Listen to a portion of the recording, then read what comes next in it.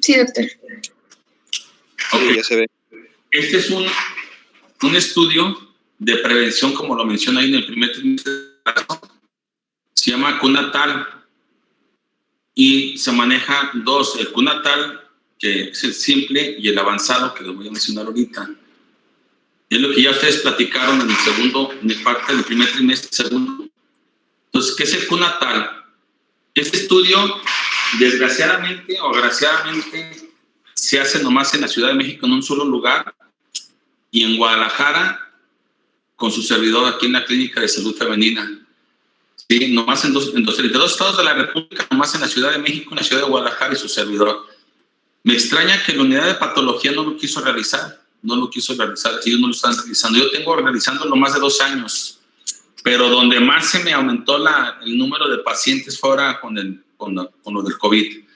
Es un tamizaje o un tamiz completo. Es de control prenatal, es un auxiliar, no es invasivo. ¿Por qué? Porque se toma de sangre venosa en el antebrazo para detectar patologías, anomalías cromosómicas, ¿sí? Embriofetales. Y me da la clasificación del sexo. ¿A partir de cuántas semanas de gestación? Una vez que ya está el examen del laboratorio y un ecosonograma previo, ¿sí? Se hace este examen. A partir de las 10 semanas de gestación en adelante. Entonces, ahí ya nosotros visualizamos, tanto con los estudios de gabinete, con este tamizaje, cómo viene esa niña o ese niño en el desarrollo del primer trimestre del embarazo. Entonces, reportan normalidades cromosómicas fetales, tanto comunes como raras. Ahorita las vamos a mencionar, desde la trisomía 21, 18 y 13, hasta las aneuploides sexuales fetales. Variantes selectas en los números de pocas.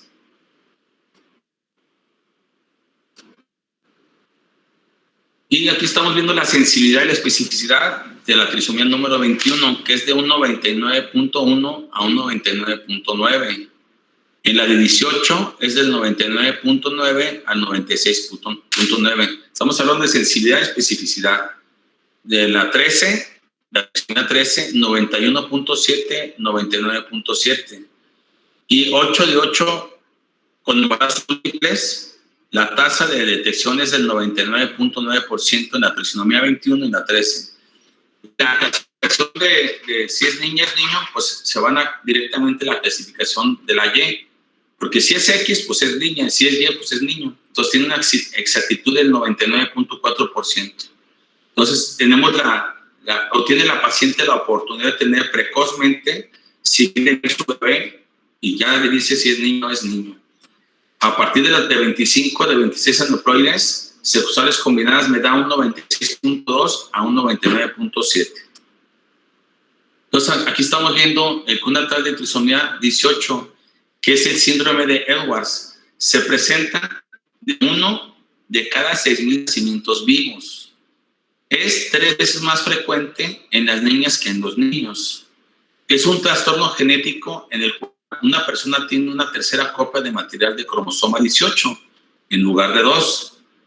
La mayoría de los casos no se transmite por padres e hijos. En cambio, los problemas se producen en esta afección, ocurre en el espermatozoide o el óvulo que forman el feto. El tamaño prenatal al nacer es marcadamente pequeño para la edad gestacional, con hipotomía y hipoplasia marcada en los músculos esqueléticos y la grasa subcutánea. El llanto es débil y se observa disminución de la respuesta al sonido. Los rebordes orbitarios son hipoplásicos, las hendiduras palpebrales cortas y la boca, las mandíbulas pequeñas. Todas estas características confieren un aspecto triangular de la cara. Son frecuentes la microcefalia, el occipital prominente, las orejas malformadas, de implantación baja y la pelvis estrecha y un esternón corto. Este es el síndrome de Edwards, el 18. El amor es no saber qué hacer. Y pongo esta imagen porque el primer trimestre del embarazo, la fase embrionaria, pues es la fase más difícil de detectar alguna anormalidad en el embrión. Simplemente el ultrasonido nos va a dar la detección oportuna junto con la cuantificación gonatotina coriónica que esté embarazada la paciente y cuántas semanas de gestación. Este examen en sangre inmediatamente a partir de las 10 semanas ya nos menciona si trae alguna anomalía este feto. La trisomía 13, que es el síndrome de Patau, 1 de cada 10,000 recién nacidos, la mayoría de los casos no se transmite de padres a hijos. En lugar de esto, los eventos que llevan a la trisomía 13 se presentan ya sean en el espermatozoide o en el óvulo, que forma el feto. Es un trastorno genético en el cual una persona tiene 3 copias del material genético del cromosoma número 13, en lugar de 2 copias. En pocas ocasiones el material extra puede estar adherido a otro cromosoma, translocación. Se caracteriza por malformaciones del cerebro, holopresencefalia, dimorfismo facial, anomalías oculares, polidactilia postaxial, malformaciones viscerales, cardiopatía y retraso psicomotor grave. Esta es la imagen de esta lesión de Patau.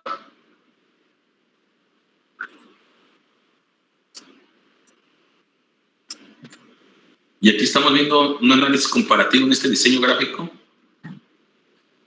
lo que es el 13 y 17. Síndrome de Ewers, ¿sí? Y el de Patau.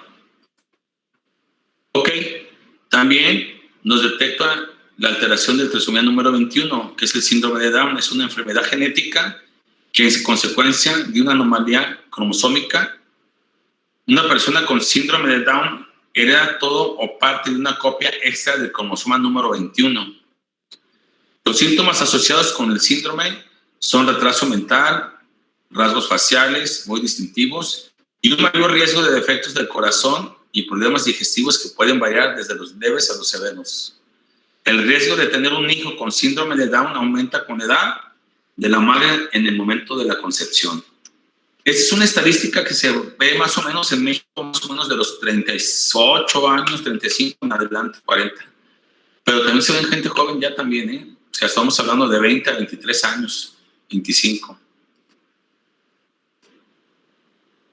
Y ya esos son, lo anterior que les acabo de mencionar, hasta ahí llega lo que es el Q-natal. Ya lo que se agrega aquí, es el anterior tiene un costo, si no se modifica el dólar, de 21,000 pesos. ¿Sí? Se toma la sangre hoy y se cuentan 10 días hábiles, a partir que viene la empresa que tiene para recolectar ese tipo de muestras.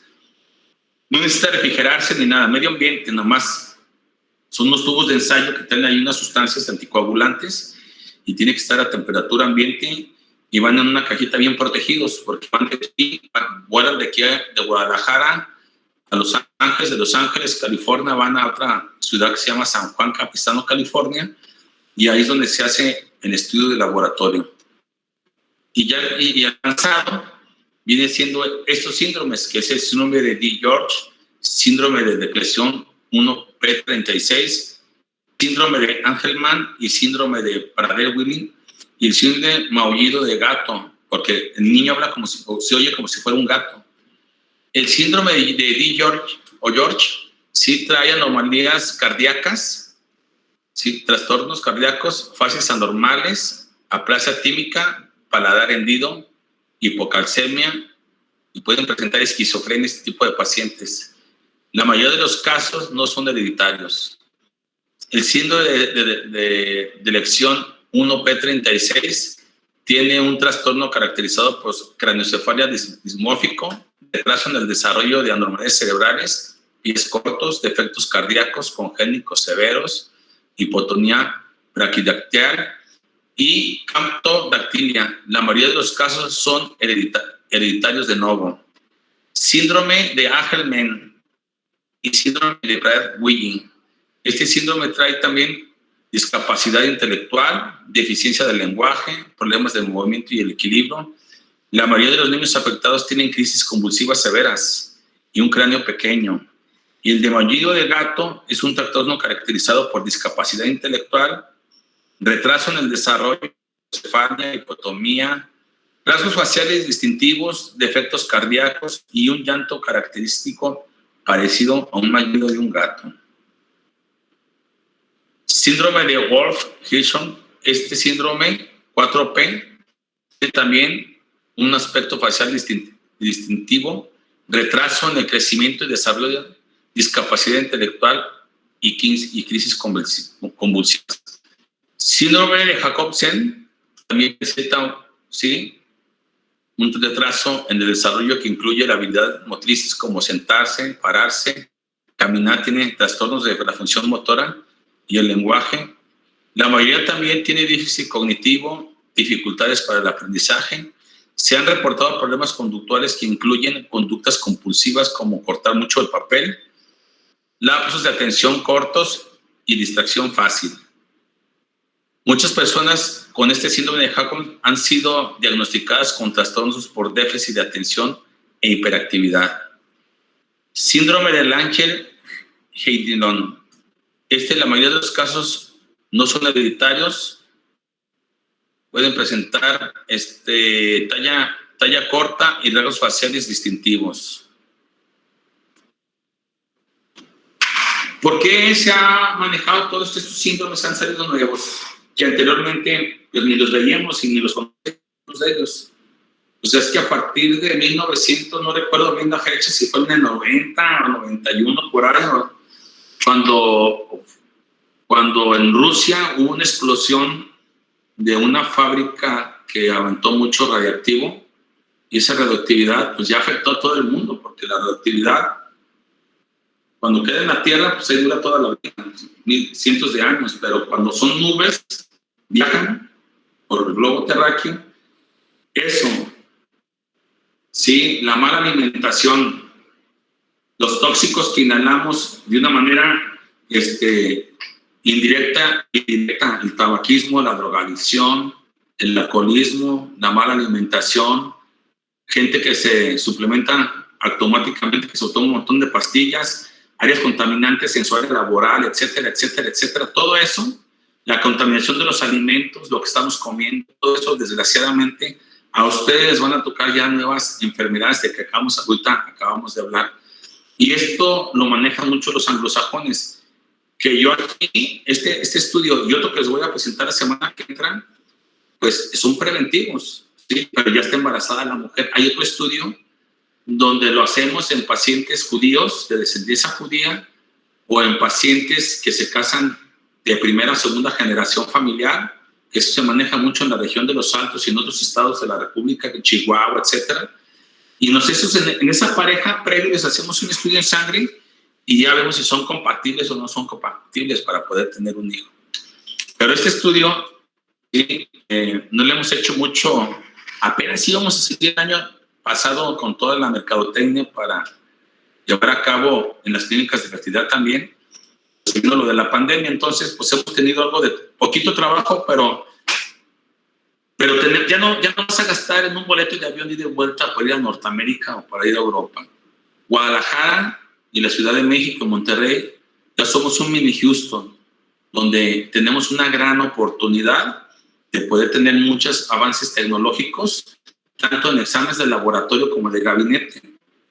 Y su servidor, y ustedes preguntan, ¿y por qué el maestro sí tiene y otros no tienen? Muy buena la pregunta, si me fueran a hacer. Por dos cosas. Una, porque soy muy inquieto. Me gusta siempre tener calidad. Ese es número uno.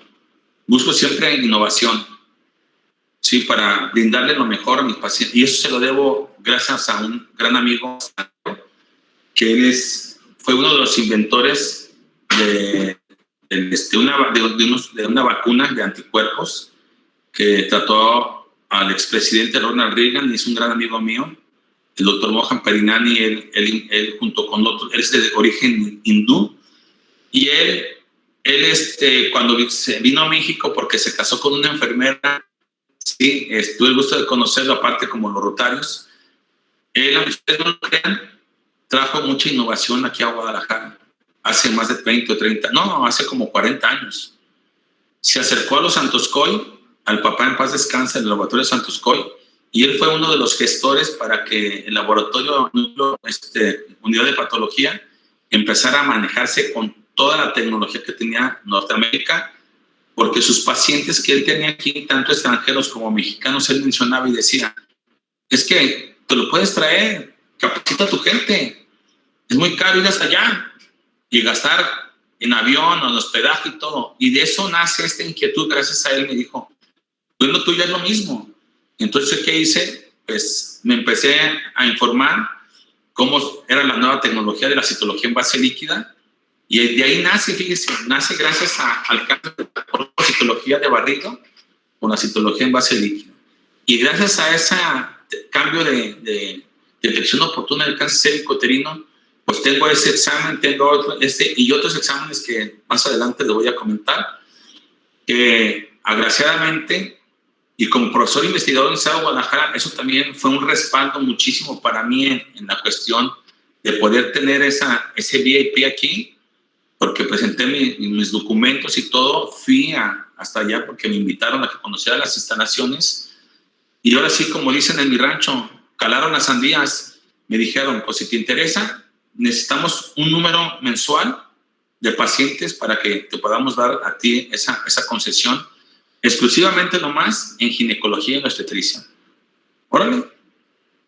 Pasé las primeras pruebas, y ahora, pues, gracias a aquel entonces, hubo la oportunidad de hacer muchas citologías en base líquidas y PCRs de ADN de Papá Nicolau, que pues ya soy muy conocido en el ámbito académico, científico y en el laboratorio, porque a veces cuestiono, los traigo ahí con mis pacientes, y pues el paciente está pagando por un servicio, jóvenes, y hay que brindarle la calidad. Y mientras ustedes puedan y yo pueda, pues hay que hacerlo. Entonces, esta innovación ya la tenemos aquí, porque qué bueno que vienen otras empresas a nuestro país, extranjeras, y se plantan aquí en nuestro país. Qué bueno, porque son fuentes de trabajo. Pero ¿por qué nosotros no podemos ir para allá? Y ellos sí, pues sí podemos. A mí me han invitado ya a trabajar en otras diferentes partes de otros países, pero pues yo soy bendito en México y nací en México, y ya después veremos. Este infectólogo, después de 15 días platicamos porque no nos vaya a caer el COVID y nos vaya a llevar. Entonces, es muy importante, este CUT natal completo tiene un costo de 31,000 pesos, y el básico tiene un costo de 21,000, y aquí se los brindo y se los tengo que dar a conocer porque nadie lo tiene, y sería ser muy celoso o muy egoísta no mencionarlos. Ya si ustedes en lo particular quieren recomendarme con algún familiar, con algún paciente, pues ahí está mi domicilio. No lo estoy utilizando como mercadotecnia, simplemente lo estoy utilizando como un conocimiento de que en México y en Guadalajara hay muchos estudios de laboratorio de gabinete, pero nadie lo tiene más que su servidor, ¿sí? Me pongo sus órdenes. Entonces, esto es lo que decía desde la vez pasada que estaba mencionándoles, la importancia de este estudio. No sé si tengan alguna pregunta que hacerme referente a esto. ¿A partir de qué semana se puede realizar, doctor? A partir de las 10 semanas de gestación. Así me lo pide el control de calidad del laboratorio Quest Diagnostic. A partir de las 10 semanas. O sea, en los 2 primeros meses, sí, a las 8 semanas, previo a una cuantificación de hormona gonadotropina coriónica y un ultrasonido.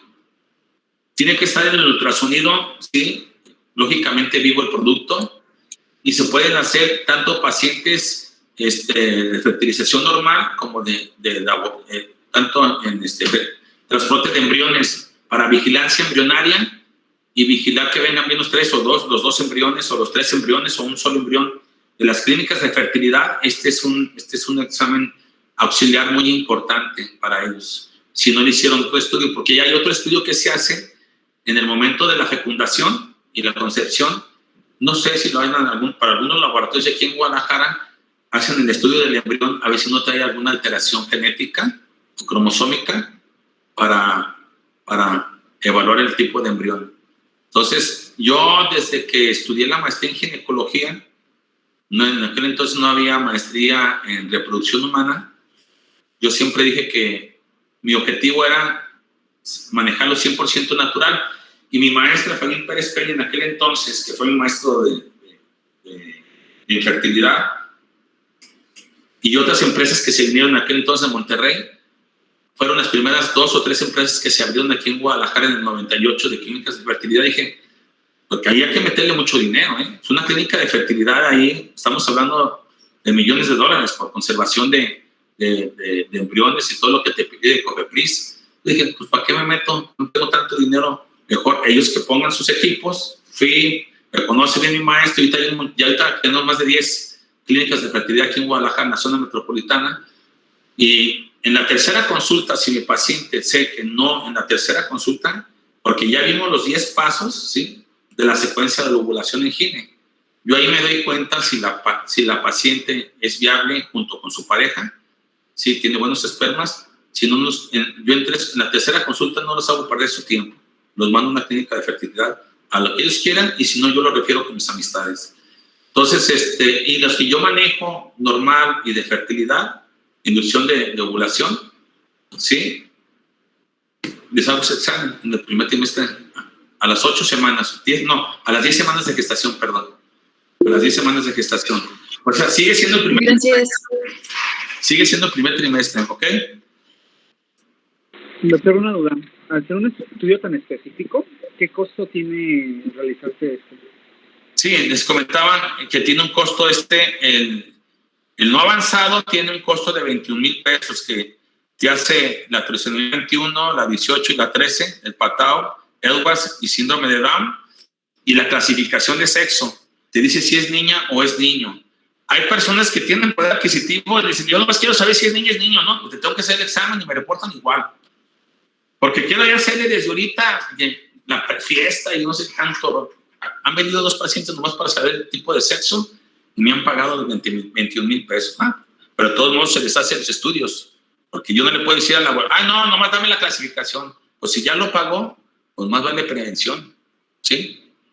Entonces, yo todo lo que exporto aquí en estudios de laboratorio es, ya la citología base líquida ya no, lo que es PCR de IVPH en hombre y en mujer, y los estudios de control prenatal del primer trimestre, y el previo. Y hay otros que luego les platicaré, pero esos son más importantes ahorita para ustedes, no los quiero meter con tanta cosa. Esto es lo más importante porque lo vemos en el primer trimestre del embarazo. Y ya el avanzado vale 31,000 pesos. Va, muchas gracias, doctor. Adelante, jóvenes, escucho.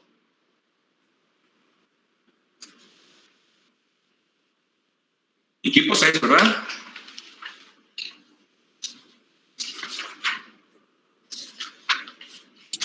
Sí, doctor. Gracias.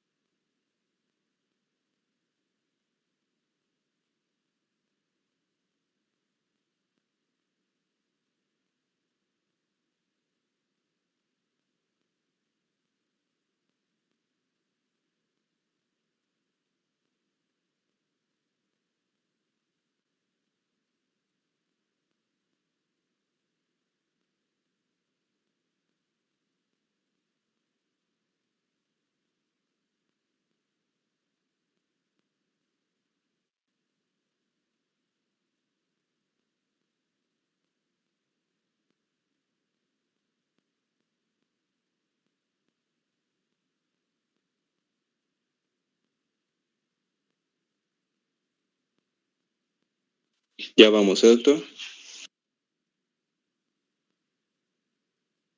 Sí, está bien. Si quieren alguna pregunta o duda del primero, segundo, tercer trimestre o de la norma oficial mexicana 07.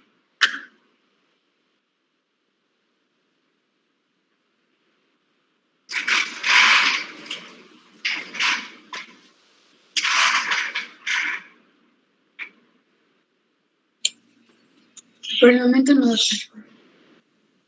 Ok. cambiando un poco de tema. Si son familiares de ustedes, algunos de los estudios que yo hago aquí, les hago un descuento, ¿eh? Para ustedes se los cobro en dólares, lo doble, y les hago el 100% de descuento. No es cierto, lo normal, y un 10, un 20% de descuento, dependiendo cómo esté el dólar, porque ahorita está a 20 pesos, pues lo estoy manejando igual, y ya les hago un 10 o un 15% de descuento. Adelante, jóvenes. ¿Más el descuento de estudiante, doctor? ¿Perdón? ¿Más el descuento de estudiante? Más por eso, el descuento de estudiante de un 10 a un 15, dependiendo de cómo esté el dólar, pero sí les hago un buen descuento. Muchas gracias. Bueno, yo soy Edgar Huerta y vamos a seguir pues con el tercer trimestre. Nos habíamos quedado en que terminamos la NOM y les voy a hablar ahora sobre las infecciones. Más que nada van a ser infecciones cervicales. ¿Le puedes dar a la siguiente, por favor? Bueno, nosotros debemos pues de tener en cuenta cuando estamos, bueno, en el tercer trimestre, las infecciones cervicales. ¿Cuáles van a ser? Pues principalmente dos, la de Clamidia trachomatis y la de Neisseria gonorrhoeae. Entonces, bueno, respecto a la clamidia, esta pues normalmente se aísla del cuello uterino en 2 a 13% de las mujeres embarazadas. Y según la Academia Americana de Pediatría del Colegio Americano de Obstetras y Ginecólogos, es recomendable que todas las mujeres sean evaluadas para la clamidia durante su primera visita, como nosotros ya lo vimos, y además se debe de hacer una prueba adicional en el tercer trimestre. ¿Para cuáles? Pues para aquellas que lleguen a tener un mayor riesgo. ¿Cuáles son estos factores de riesgo? Bueno, pues los factores de riesgo van a incluir a las mujeres solteras, van a incluir los cambios recientes de pareja sexual, perdón si se escucha un poquito de ruido. Además, se debe de tener en cuenta que esta mujer, si llega a tener muchas parejas sexuales en poco tiempo, bueno, en el tiempo que estuvo, si cambia muy seguido, y a menores de 25 años, además de las que viven en lugares céntricos de la ciudad, así pues lo mencionaba el libro, y pues que tengan poco cuidado o no se revisen tanto, ¿ok? Y para estas mujeres en las que dieron positivo, pues se debe dar el tratamiento, que lo vimos ya anteriormente, y se debe de hacer una segunda prueba para revisar, pues, que ya está bien, de 3 a 4 semanas después de que finalizamos, pues, el tratamiento. Y con respecto de la gonorrea, pues aquí es una infección, pues, del sistema genital interno normalmente.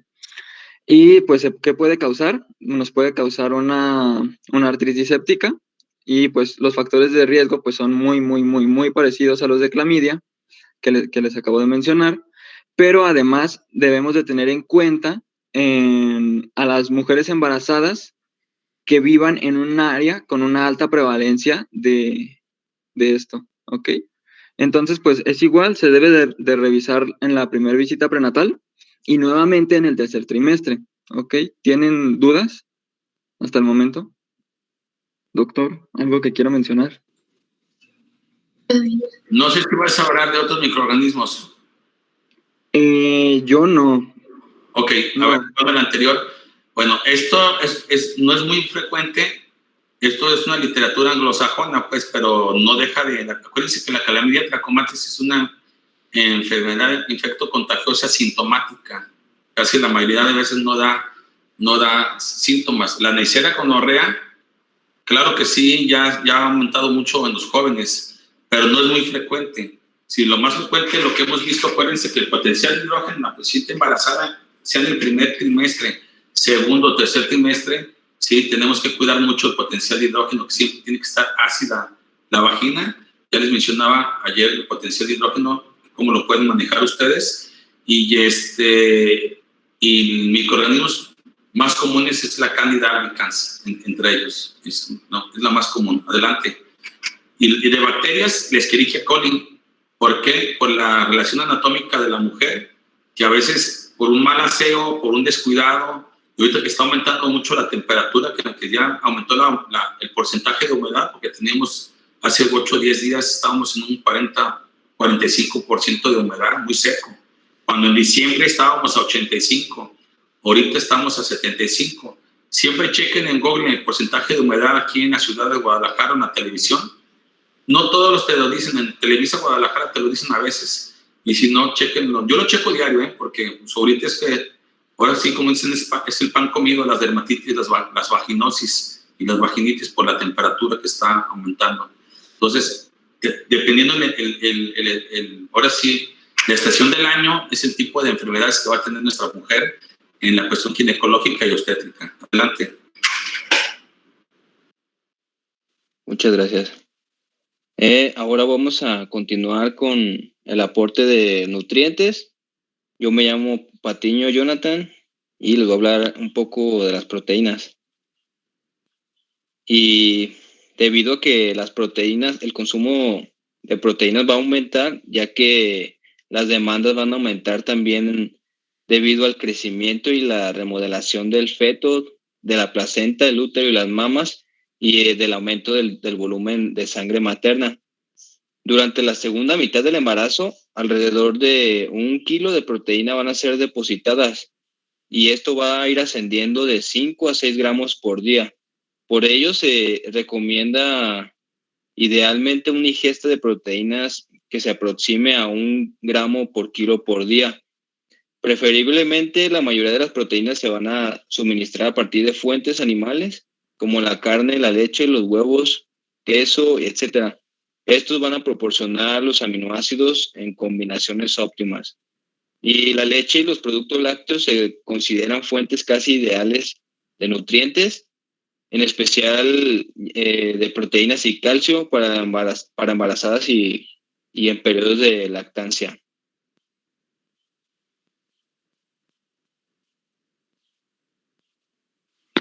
Bueno, yo soy Clarisa Sánchez y les voy a explicar un poco sobre las calorías. Siguiente, por fin. En el embarazo vamos a requerir un consumo de 80,000 kilocalorías en todos estos meses, pero principalmente estos se tienen que, se me fue la palabra, se tienen que consumir en las últimas 20 semanas de gestación. Por lo tanto, en el último trimestre, o sea, el tercero, es muy importante el consumo de calorías, aumentar este consumo, y se recomienda un aumento calórico de entre 100 a 300 kilocalorías por día durante el embarazo. Siguiente, por favor.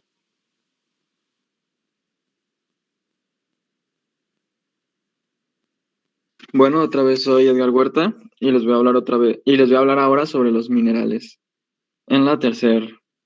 Bueno, vamos a empezar con el hierro, ¿no? El hierro, pues, como se sabe, pues sí necesitamos una cantidad normalmente, pero este va a aumentar la necesidad de utilizar hierro, de administrar hierro durante el embarazo. Y casi todo el hierro se va a necesitar después de la mitad del embarazo, por eso lo metimos aquí. Y pocas mujeres tienen una ingesta dietética, pues, que es necesaria para suministrar la cantidad de hierro que se llega a necesitar, pues, en esta etapa del embarazo.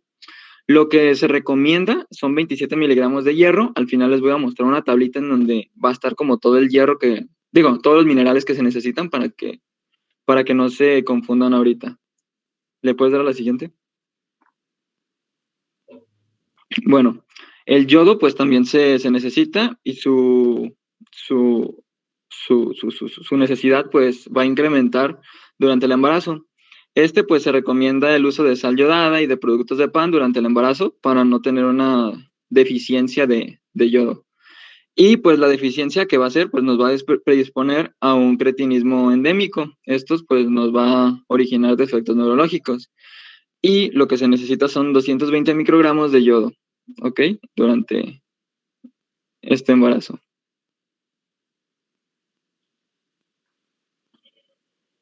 Ahora vamos a hablar sobre el calcio, el potasio y el zinc.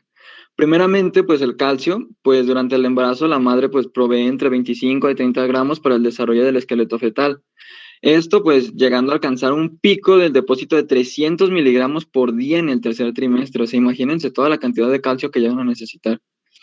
Y respecto al potasio, pues se recomienda pues consumir de 4.7 gramos, y esta cantidad pues de sangre pues va a aumentar el 50% durante el embarazo, y se va a necesitar más que nada pues para los fluidos corporales. Así que pues sí es muy también importante el potasio en el embarazo. Y el zinc, pues esta ingesta diaria, pues se recomienda entre 12 miligramos, y pues la deficiencia del zinc, pues nos puede provocar falta de apetito, crecimiento subóptimo y deterioro de la cicatrización.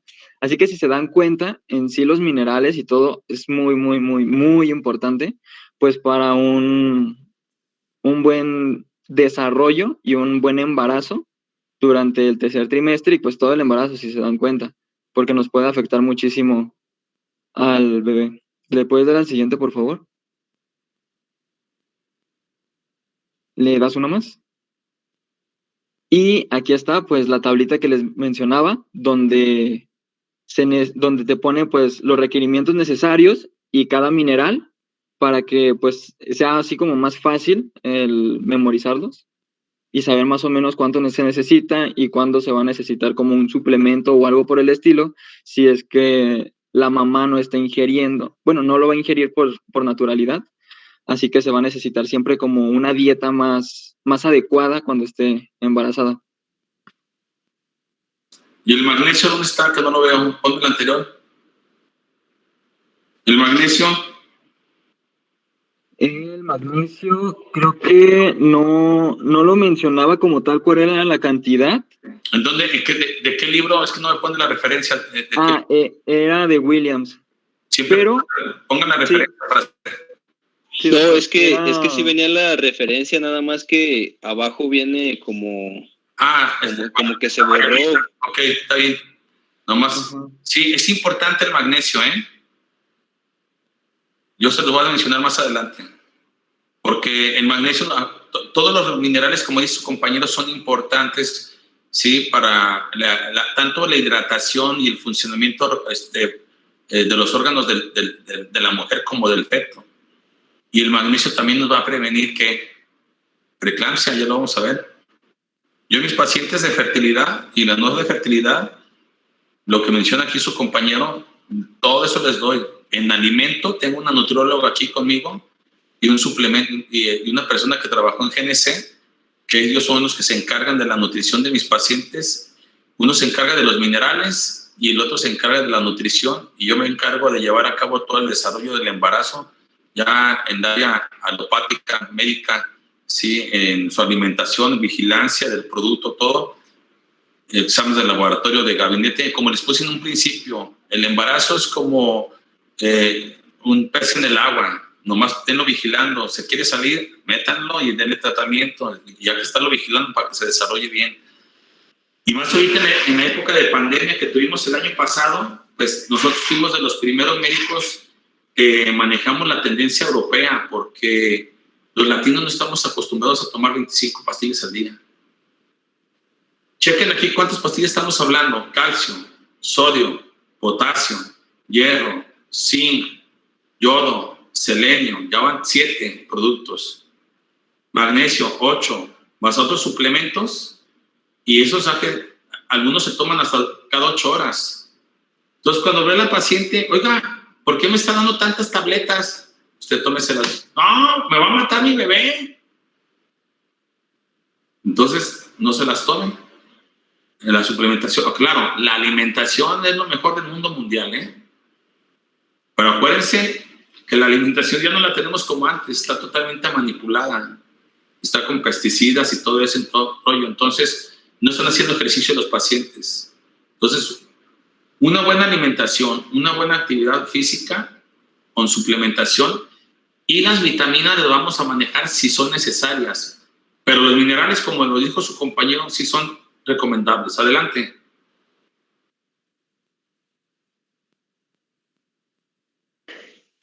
Ahora vamos a pasar a las recomendaciones de las vitaminas. Y como nos decía el doctor, las vitaminas se pueden administrar con una dieta correctamente y equilibrada, esta que proporcione calorías y proteínas adecuadas, pero pues va a haber sus excepciones, y una de ellas es el ácido fólico en su caso, tales como en el embarazo complicado por vómitos prolongados, anemia hemolítica o fetos múltiples. La suplementación con ácido fólico al inicio del embarazo nos va a ayudar a disminuir riesgos del tubo neural, además de la fortificación obligatoria de productos de cereales con ácido fólico que ya se hizo. Esto pues disminuyó notablemente la incidencia de embarazos con estos defectos en el tubo neural. Pero como aún y aunque se haya adicionado el ácido fólico a los cereales, muchas de las veces hay deficiencia de este, por lo que se recomienda consumir de 400 a 800 microgramos al día en mujeres que planean o son capaces de embarazarse, y ya que además de que esto les mencioné, la evidencia también sugiere que la insuficiencia de folato tiene un efecto global en el desarrollo del cerebro, por lo cual también es muy importante en este tercer trimestre. Y en mujeres que tuvieron un hijo con defectos del tubo neural, puede reducir el riesgo de recurrencia con un suplemento diario de 4 miligramos de ácido fólico tomado durante el mes antes de la concepción y los meses siguientes. Pero se menciona que se tiene que tomar el suplemento solo y sin otras vitaminas para evitar el consumo excesivo de vitaminas liposolubles, sobre todo la vitamina A, que aunque es esencial, se ha asociado con malformaciones congénitas cuando se toma en dosis altas de hasta 10,000 en el embarazo. Y la mayoría de las vitaminas prenatales contiene la vitamina A en dosis considerablemente inferiores al umbral teratogénico. No se recomienda suplementación rutinaria, pero la deficiencia de esta vitamina se va a asociar con la ceguera nocturna y con un mayor riesgo de anemia materna y de un embarazo y nacimiento espontáneo prematuro. La vitamina B12, los niveles en plasma de vitamina B12 van a disminuir en el embarazo normal. La vitamina B12 va a aparecer naturalmente en los alimentos de origen animal, y los vegetarianos estrictos pueden dar a luz neonatos cuyas reservas de vitamina B12 son bajas. Del mismo modo, porque la leche materna de una madre vegetariana va a contener poca vitamina B12. La deficiencia puede volverse profunda en el bebé amamantado. Y también la ingestión excesiva de vitamina C puede conducir a una de vitamina B12 y similar al ácido fólico. Y esto puede elevar el riesgo de efectos del tubo neural, aunque esto todavía causa controversia. Es que aquí van a valorar, de acuerdo a la historia clínica, la norma oficial mexicana 04 del expediente clínico, es como van a valorar el tipo de suplementación vitamínica, ¿sí? También con los minerales, pero porque, ponme la anterior, por favor. La vitamina A, si de por sí el embarazo me produce un hígado graso, por todo lo que acaba de hablar su compañera. Entonces, la vitamina A, como lo menciona, hay que manejarla con muchísimo cuidado porque puede causarnos también problemas secundarios. Y el ácido fólico, ¿sí? El ácido fólico previo al embarazo, a la fecundación y reconcepción, se pueden manejar 5 miligramos diarios en el puerperio y en el primer trimestre del embarazo.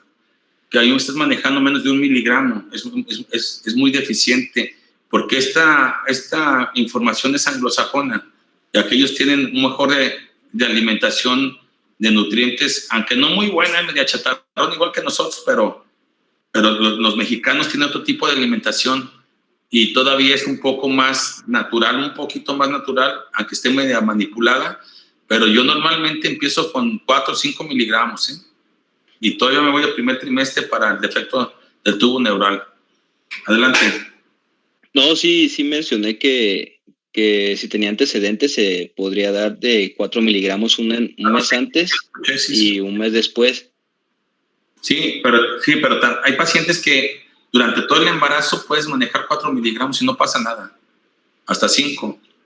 Sí, pero aquí va a depender mucho el manejo de la alimentación y los nutrientes y los antecedentes, como tú lo mencionaste. Porque ahorita aquí pues estamos en una ciudad urbana, pero cuando ustedes me los manden fuera de la ciudad, al interior del estado o a otro estado, pues tienen que conocer bien, ahí no va a haber nutriólogo ni nutrióloga, ahí ustedes son todólogos.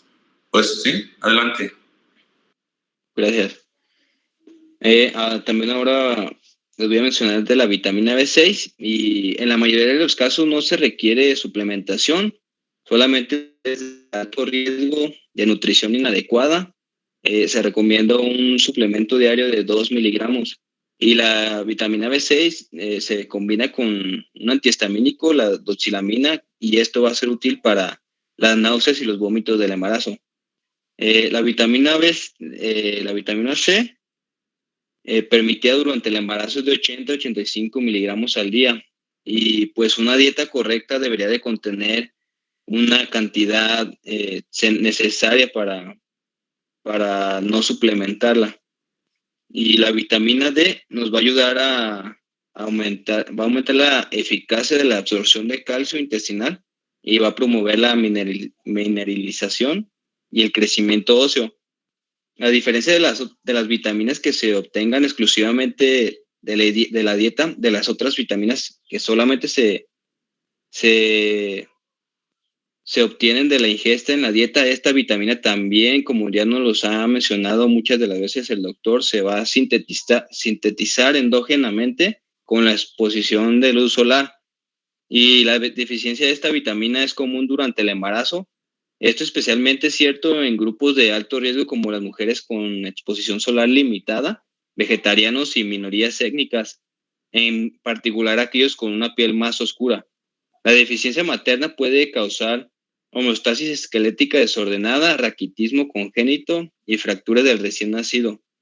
La administración de suplementos de vitamina D a mujeres con asma puede disminuir la probabilidad del asma infantil en sus fetos. Por lo que nos mencionaba el doctor que pues de 10 a 15 minutos de exposición solar al día pues no hacen daño a nadie. La vitamina C, ponme la anterior. La vitamina C, en caso de que su paciente tenga una infección de vías urinarias, una alteración del potencial de hidrógeno tanto vía vaginal como en la piel, le pueden manejar 500 miligramos cada 12 horas por 3, 4, 5, hasta 10 días o hasta 15 días, ¿sí? Y eso también nos ayuda a cambiar el potencial de hidrógeno de la vagina, porque la orina me la tiene ácida y me inhibe colonias de bacterias, principalmente el Escherichia coli. O les voy a pasar otro dato. En 1 litro de agua le van a poner 10 mililitros de jugo de limón, pero de que esté ácido, que esté el más ácido. Entonces, con ese consumo, la paciente embarazada me va a inhibir en un 80-90% que tenga infecciones de vías urinarias. ¿Por qué? Porque la orina va a estar constantemente con un potencial de hidrógeno bajo. Y el potencial de hidrógeno de la vagina también me va a ayudar mucho. No tanto como el de la vejiga, pero el de la vagina es diferente porque tiene más cambios, más alteraciones por la microbiota. Y en vejiga no hay microbiota, es estéril totalmente.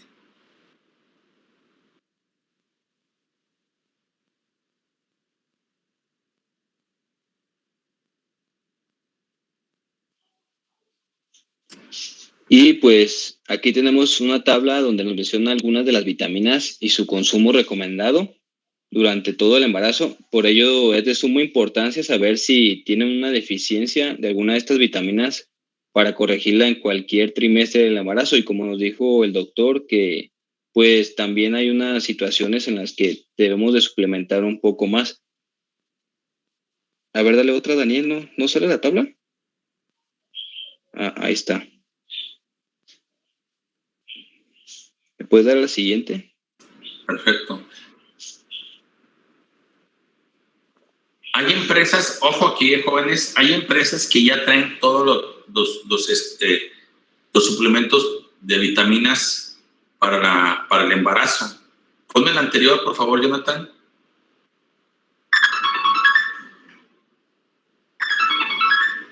Doctora, estoy en clase, te marco.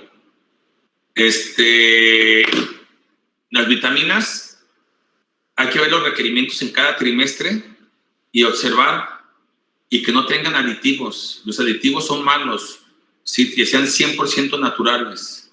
Le va a costar un poquito más caro al paciente, pero pues le vas a manejar suplementaciones nutricionales lo más natural que se pueda. Claro, ya lo decíamos, la alimentación, pero estos chequen ustedes y chequen siempre lo que ustedes venden. bueno, no lo venden, van a la farmacia a comprarlo, pero lo que vienen a recomendarte, no todo lo que brilla es oro, ¿eh? Y cuestionen a la gente de medicamentos, en el buen sentido de la palabra. La cosa no es pelear, pero a mí me dicen los agentes, no, con usted tenemos que venir bien preparados porque ya ¿y dónde? ¿Y por qué? ¿Y cómo? Pues sí, es que yo le estoy dando el medicamento, tú te vas y no pasa nada. Y de aquí a que te demande a ti el laboratorio, doctora, pero nunca pasó. No, ¿eso crees tú? Sí, se puede. Y ahorita de tanta cosa que ha cambiado, los pacientes cada día los hacemos inmunológicamente más delicados por todo lo que estamos viviendo, la alimentación, la pandemia, etcétera. Entonces, ojo, no porque te la venda a que venga a representártelo un agente de medicamentos y te invita a un congreso y te invita a cenar y esto y el otro. Hay que checar bien la fórmula, qué tanto trae adictivos. O sea, adictivos son como, no es 100% refresco natural de jugo de naranja. ¿Cuánto tiene de agua y cuánto tiene de jugo de naranja? ¿Me doy a entender? Eso es lo que sea 100% lo más natural, lo más concentrable y menos dañino para el paciente, porque también le puedes tener una gastritis. Adelante. Bueno, yo les voy a hablar un poco de la vigilancia nutricional en el tercer trimestre. Siguiente, por favor. Se le tiene que explorar la alimentación de la paciente. Para esto, una revisión periódica de su dieta para descubrir si hay errores dietéticos, que los acaban de comentar mis compañeros, y para poder ayudar a corregirlos. Y en la semana 28 o la 32, entre esas semanas, se tiene que hacer una revisión y verificar si el hematocrito y la hemoglobina está bien, ya que esto puede indicar que hay una anemia significativa. Comentaban que en la bibliografía que los niveles de 11 a 12 gramos por decilitro en el embarazo son de importante atención, pero niveles menores de 10 gramos sobre decilitro es muy importante a la hora del parto. Me comentaba la bibliografía que no se debe atender el parto, es lo que no entendí. No sé si nos puede apoyar en eso, porque decía que cifras menores de 10 gramos sobre decilitro no se debería atender el parto. A ver, Felicia, no te escuché bien, pero es muy importante lo que acabas de decir. La hemoglobina, como lo menciona ella, siempre una paciente embarazada en cualquier trimestre tiene que estar en una media en 12. Ya en el tercer trimestre, cercándose a la atención del parto, sea vía vaginal o abdominal, tiene que estar en 12. ¿Por qué? Porque tiene que tener una reserva de volumen sanguíneo la madre, porque va a perder aproximadamente en el alumbramiento placentario de 500 mililitros a 800 mililitros. Y si tiene 12 gramos sobre decilitro de hemoglobina, no pasa nada, le va a bajar a 11 o a 10.5. Pero como lo menciona ella, si lo tiene a menos de 10, ¿no? Pues entonces imagínense, cuando la saquen a puerperio fisiológico, va a estar toda pálida. Adelante, Larisa. Bueno, siguiente. En el sentido con los viajes, que es muy importante para ellas. Siguiente. Una mujer de 36 semanas de gestación, hasta esa semana puede viajar en avión, a menos de que tenga alguna indicación del médico que tenga algún problema durante el embarazo. Esa puede viajar hasta la semana 36. Y en los automóviles, comentaba que el cinturón debía colocarse de una manera que no comprimiera el vientre. De ayer más, era totalmente aceptado que la paciente pudiera conducir y subir en avión. Bueno, a ver, Clarisa, es cierto, me pone el anterior, pero con la pandemia ya no estaban dejando subir a pacientes embarazadas menores de 34 semanas. Yo creo que de ninguna, ninguna. Y siempre te lo va a pedir la embarazada en cualquier trimestre. Oiga, ¿puedo viajar o puedo ir acá al lado? Yo perdí una paciente a principios de año, sí, creo que fue de este año, sí, principios de este año.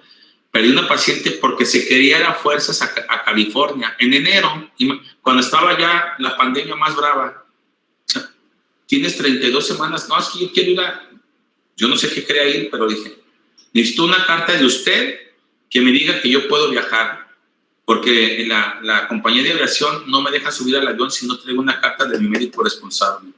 Dije, pues, discúlpame, pero yo no te la voy a dar, porque me ha costado trabajo a ti, a tu esposo y a mí que estés bien hasta el día de hoy. Te subes ese avión, te contaminas con una persona que vaya ahí o donde llegues a California. No, pero digo, ahorita está la contaminación en su última. Yo me contaminé por una paciente embarazada que llegó de California en enero. Y me contaminé por no ponerme los lentes protectores porque llegó rápido, la paciente tenía un problema y ahora imagínate aquella que se iba a ir al foco de donde estaba la infección. Mi hipótesis es esa, porque dije, mi entorno, anduve en el drive-thru, atendimos 15,000 pacientes, abril y mayo del año pasado y no me contaminé. Y cuando ya vi que dónde venía la paciente, dije, en la torre. Y no sé qué me pasó, que me puse mis lentes pues, para checarla, pero me los quité para ir a auscultarla y todo, con el estetoscopio y todo, y platicando, respiren. Ahí fue donde no me puse mis lentes protectores. Me pongo mi cubrebocas especial y todo, pero no me puse los lentes y me contaminé. Y esta paciente, porque no le di la carta, se fue con otro médico y la perdí. ¿Y saben qué? Pues mejor, no quiero problemas porque se contamina. Y al rato, imagínate, es que el doctor no me dijo, me dio la carta. Mucho ojo, lo que dice su compañero es muy cierto. Hay que valorarlo cuando, o sea, aquí dice a las 36 semanas, sí, pero si estamos en emergencia sanitaria, yo creo que no. Adelante. Sí, yo dejo ir, se me acaba de una paciente que tenía 34 semanas de gestación, se fue al mar, fueron a Guayabitos, dije, sí, ¿en qué te vas a ir en mi carro? Que vas a hacer estas escalas. Y como dijo su compañera, el cinturón te lo vas a poner de esta manera, porque yo estudié ergonomía, aparte de ser ginecólogo, tengo un área de especialización en ergonomía. Entonces, yo sé perfectamente cómo se debe poner el cinturón. Y le dije, te lo vas a poner así. Y te vas a poner medias Kendall o de otra marca, pero que sean y durante el viaje, esto y esto vas a hacer. Y feliz, la veo la semana que entra, ya me habló doctor, estoy muy bien. Entonces, somos unos guías, acuérdense. Adelante.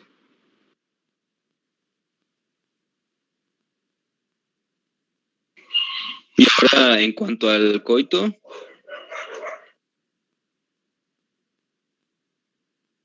en sí no van a ser perjudiciales siempre y cuando no haya una amenaza de aborto espontáneo, una placenta previa o una amenaza de parto prematuro, y en estos casos pues se debe de evitar el coito. Las relaciones sexuales en el tercer trimestre no se ha visto que sean dañinas. Y el coito oral vaginal podría ser peligroso en ocasiones, ya que el paso de aire a la cavidad vaginal podría causar una embolia gaseosa que, aunque no es muy común, podría causar la muerte. Y que de hecho mencionaban unas bibliografías que causaba hasta el 1% de las muertes maternas. Pero esto aún no se tiene muy bien documentado. Pues en lo latino no ha pasado nada, ¿eh? Yo desde 1995 que estoy aquí como ginecobstetra, claro, no va a decir la paciente que tiene ese tipo de tiene actividad sexual y todo. Acuérdense que el orgasmo, sí, es la máxima expresión de su sistema nervioso, donde la paciente llega al éxtasis. Y ya vieron medicina sexual. ¿Es bueno? Claro que es bueno, pues es una maduración también pulmonar, una maduración también del bebé, porque la mujer está segregando hormonas, ¿sí? Estimulantes, y está estimulando más hormonas de la placenta y la adrenalina, la oxitocina, etcétera, etcétera. Entonces, sí es recomendable, como dice su compañero, mientras no te presente una patología que pueda desencadenar algún problema tanto a la madre como al feto.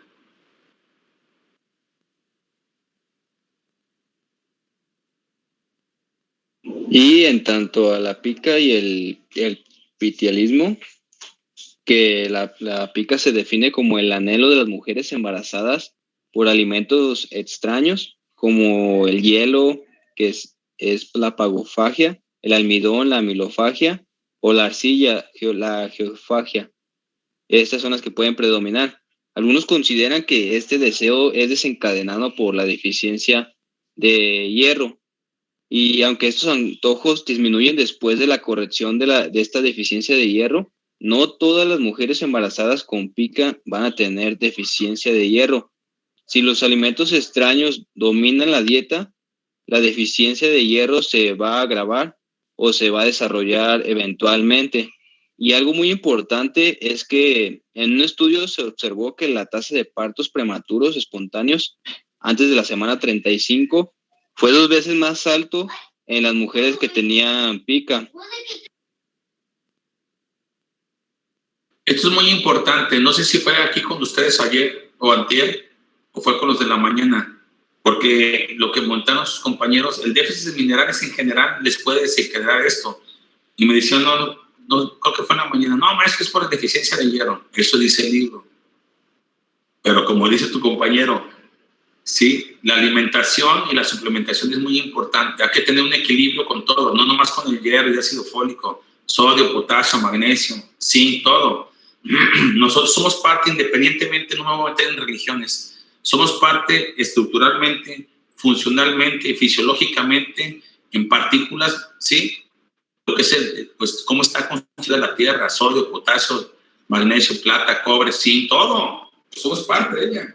Entonces, imagínense, está desarrollando un nuevo ser, esa madre, porque la palabra correcta la voy a decir, pero no se tiene que decir, es un parásito. Nosotros fuimos unos parásitos en nuestras madres, porque vivimos a expensas de otro ser vivo, como los virus. Entonces, necesita una buena alimentación, una madre bien equilibrada, para que ese nuevo ser le está absorbiendo todos esos nutrientes y no me desencadena, porque dependiendo del tipo de déficit de suplemento mineral es lo que le da por comer tierra, como dice su compañero, hielo, etcétera, etcétera. Y está bien, pues yo estoy viendo la historia clínica que está bien con la suplementación de hierro. Sí, pero los demás minerales, ¿cómo están? O los nutrientes o la alimentación. O sea, tiene que haber un equilibrio. Y acuérdense que cada persona es diferente, no somos un diseño industrial. Que nos hacen todos una serie de carros igual, todos iguales, no. Somos iguales, pero funcionalmente somos diferentes. Adelante.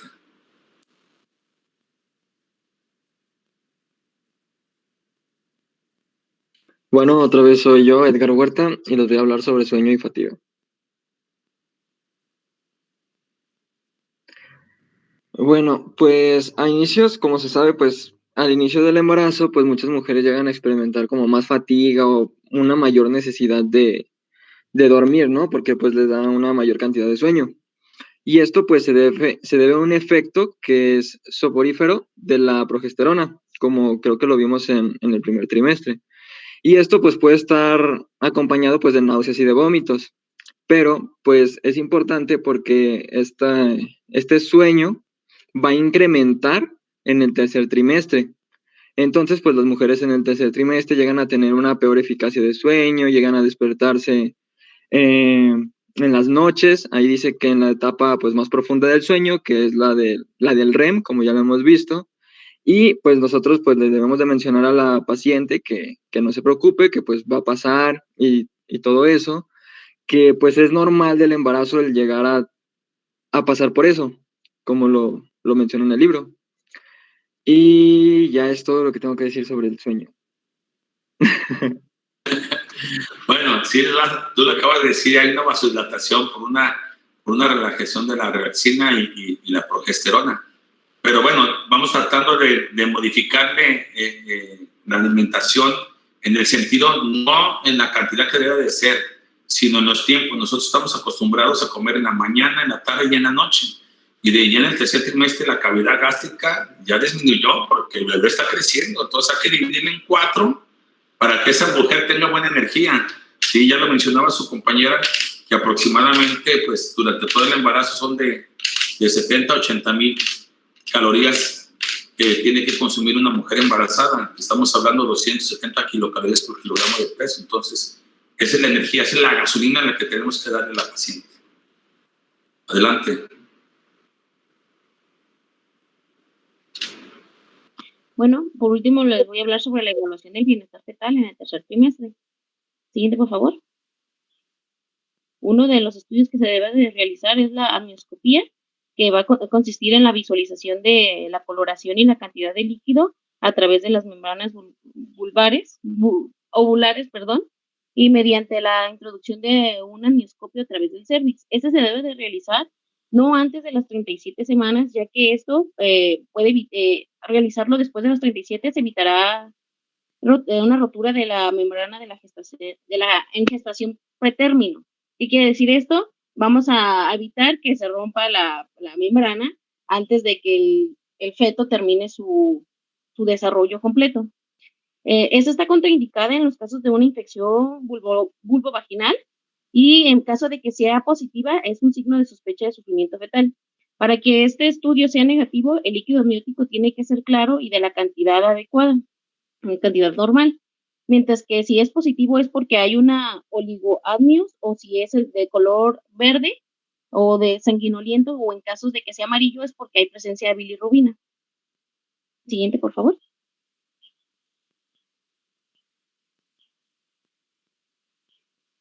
También se va a realizar un registro cardiotocográfico, que ese es uno de los más importantes, ya que este va a evaluar tanto la frecuencia cardíaca, la variabilidad, ascensos o aceleraciones y desaceleraciones.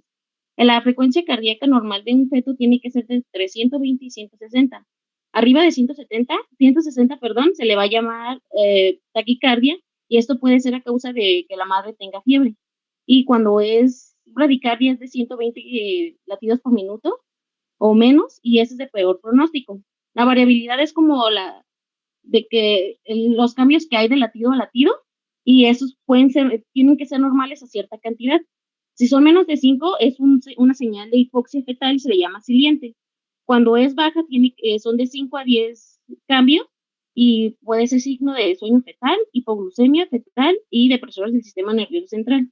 Lo normal es tener una variabilidad de 10 a 25, y unas saltatorias serían de mayores a 25, pero esta no tiene una importancia tan relevante. En caso de que sea una sinusoidal, va a tener de 2 a 3 ondulaciones por minuto y con una pérdida de microfluctuaciones, y esto es un signo de premorte. Los ascensos es como los picos que hay de un latido a otro latido. Estos ascensos tienden a ser normales y esto no indica, hasta llegan a ser como un signo de que todo está bien. Y cuando hay ausencia de esos o están en negativos estos picos, esto tiende a tener mal pronóstico. Siguiente, por favor.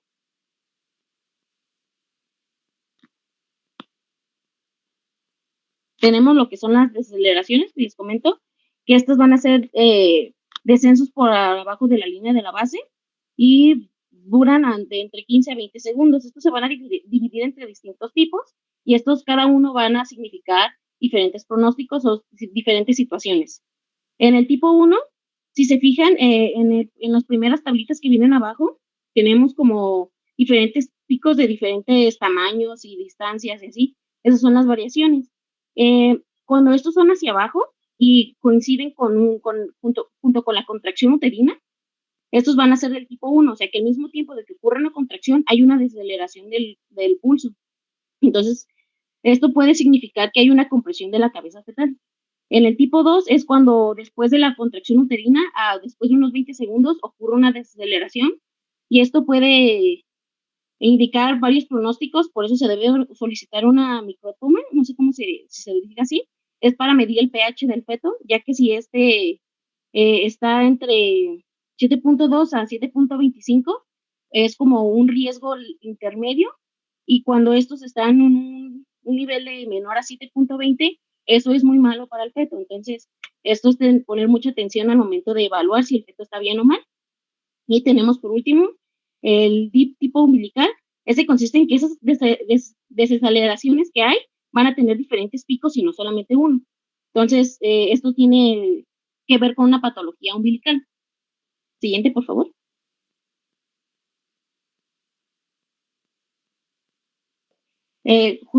Gracias a este registro cardiotocográfico, nos van a informar la existencia y características de las contracciones uterinas, como ya les comenté.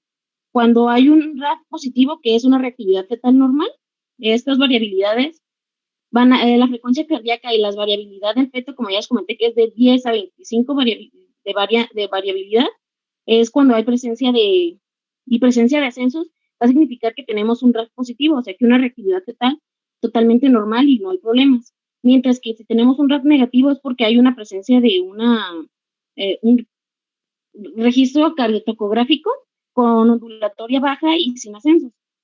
Siguiente, por favor.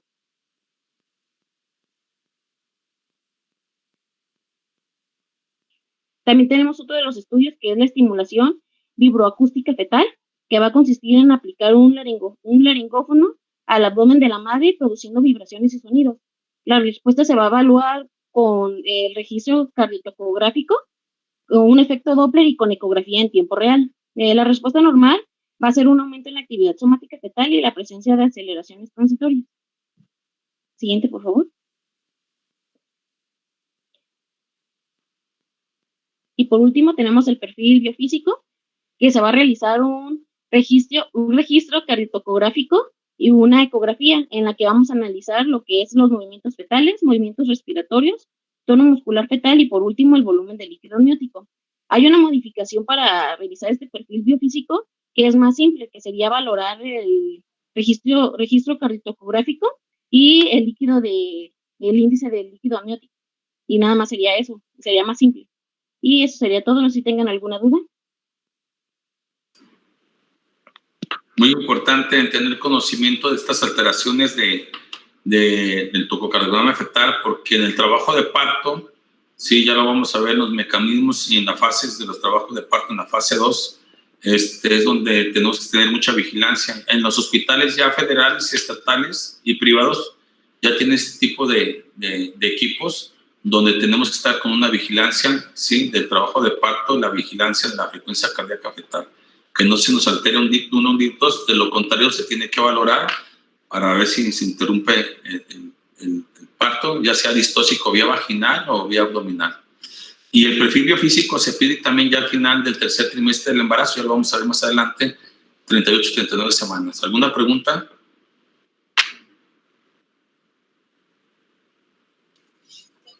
No. Perfecto. Entonces, ya terminó el equipo 6 de control prenatal, ¿verdad? Sí, doctor. Sí, doctor. ¿Alguna pregunta o duda?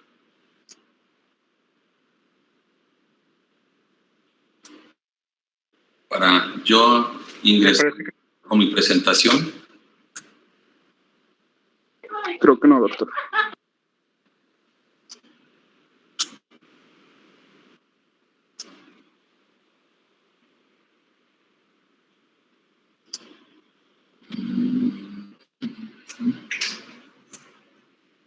¿No sabe todavía?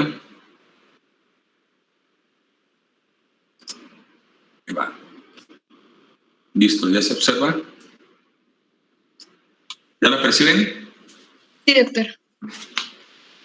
Bueno, dentro de lo que es el control prenatal, la norma oficial mexicana 04 del expediente clínico, siempre se los voy a tener que estar diciendo, es la madre de todas las madres en todas las áreas, tanto en la medicina familiar como en las especialidades, ¿no? Y aquí durante el embarazo se agrega la norma oficial mexicana 07 SSA 2016, atención de la mujer durante el embarazo, el parto y puerperio y la persona recién nacida. Ay, perdón, me fui muy rápido. ¿Qué pasó? Bueno, espérenme, que ya se me aceleró, se me fue muy atrás.